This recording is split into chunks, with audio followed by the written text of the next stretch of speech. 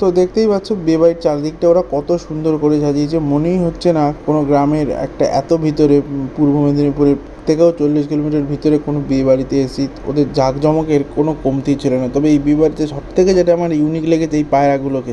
আমি এত বিয়েবাড়ি গেছি, এমনকি কলকাতা শহরতলির ওপর একদম প্রপার ক্যালকাটা, কিন্তু এত সুন্দর সুন্দর পায়রা দেখিনি। যে পায়রাগুলোকে ওরা পোষ মানিয়ে একদম এক জায়গায় বসিয়ে রেখেছিলো। তুমি চাইলে পায়রাগুলোকে আদরও করতে পারো, কোলেও নিতে পারো। তো যাই হোক, আমি কোলে ফোলে নিইনি, কিন্তু আদর করছিলাম, কিন্তু পায়রাগুলো একটাও কিন্তু উড়ে যায়নি, ওখানেই বসেছিল।